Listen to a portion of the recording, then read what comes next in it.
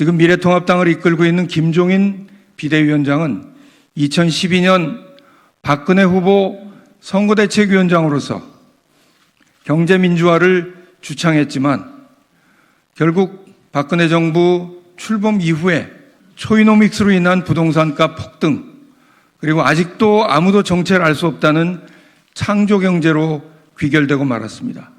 당시에 고교 무상교육, 또 국가교육위원회 설치 같은 교육과 복지 공약도 내걸었지만 고교 무상교육 예산은 단 1원도 집행하지 않는 등 무의로 끝나고 말았습니다.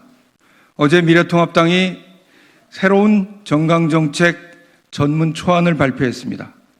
건국절 주장으로 3.1운동과 대한민국 임시정부의 정통성을 부인하고 또 5.18 정신을 훼손하고 유가족과 5.18 유공자들에 대한 막말을 퍼부었던 과거를 생각하면 정말 다행스러운 일입니다. 늦었지만 환영합니다. 그렇지만 저는 혹시 이번 정강정책 발표가 2022년 대선을 앞둔 또 하나의 개혁 코스프레가 아닌지 하는 그런 우려를 감출 수 없습니다. 이것이 우려로 끝나지 않기 위해서는 미래통합당의 진정성 있는 반성과 사과, 그리고 정책과 입법에 대한 구체적인 추진 계획이 뒤따라야 할 것입니다.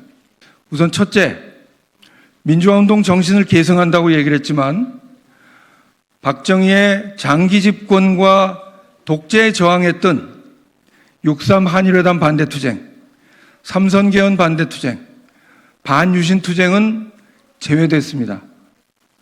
혹시 이것이 박정희 박근혜 지지층을 달래기 위한 꼼수가 아닌지 의심스럽습니다. 이것은 마치 우리 역사를 기술하는데 신라와 고려를 쓰고 조선은 건너뛰고 대한제국과 대한민국으로 이어지는 역사를 쓰는 것과 다름이 없습니다. 미래통합당은 왜 이 반유신 투쟁이 민주화운동에서 제외됐는지 이유를 밝혀야 합니다. 두 번째로, 아직도 미래통합당에는 과거 공안검사 출신 등 민주화운동을 탄압했던 인사들이 있습니다.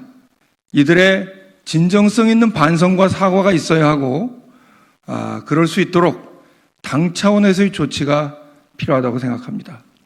세 번째, 5.18 민중항쟁의 정신을 계승한다고 얘기를 했습니다.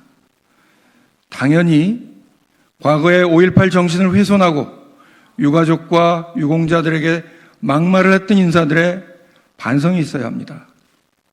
아울러서 5.18 정신을 헌법 전문에 넣는 것을 반대하지 않겠다는 선언, 그리고 지금 더불어민주당에서 추진하고 있는 5.18 정신 훼손 금지법과 같은 5.18 8법에 대해서도, 또 제가 추진하고 있는 전두환 추징법에 대해서도 함께 하겠다는 선언이 뒤따라야 그 진정성을 의심받지 않을 수 있습니다.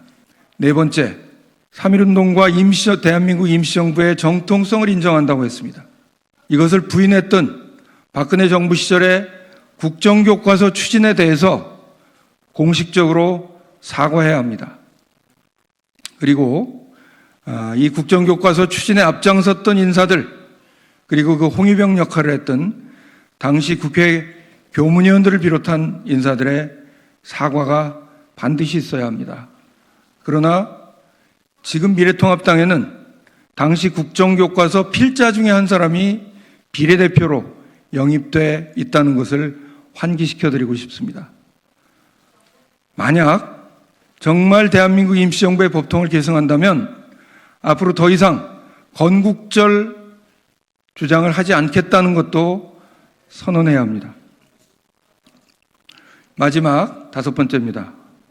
헌법에 명시되어 있는 일할 수 있는 권리를 정강정책 초안에 넣은 것 의미 있는 진전이라고 생각합니다. 그러나 이것이 정말로 진정성을 인정받기 위해서는 우리 더불어민주당처럼 단지 선언에 그치는 것이 아니라 우리 더불어민주당 강령 전문과 정강정책에 있는 것처럼 노동자들의 경영 참여와 같은 구체적인 노동자들의 권익 향상을 위한 정책이 더불어 제시돼야 되고, 그리고 20대 국회에서 당시 자유한국당이 반대해서 추진하지 못했던 노동관련법 개정에 대해서도 더 이상 반대하지 않겠다는 선언이 있어야 합니다. 그래야만 어제 정강정책 발표가 의미 있는 진전으로 받아들여질 것이라고 생각합니다. 다시 한번 미래통합당 정강정책 발표는 늦었지만 의미 있는 진전이라고 평가할 수 있지만 이것이 진정성 있는 반성과 사과, 그리고 구체적인 정책과 입법에 추진 계획이 뒤따르지 않는다면 또 하나의 개혁 코스프레로 끝날 것이 아닌가 하는 우려를 감출 수 없다는 점을 다시 한번 강조해서 말씀드리겠습니다. 고맙습니다.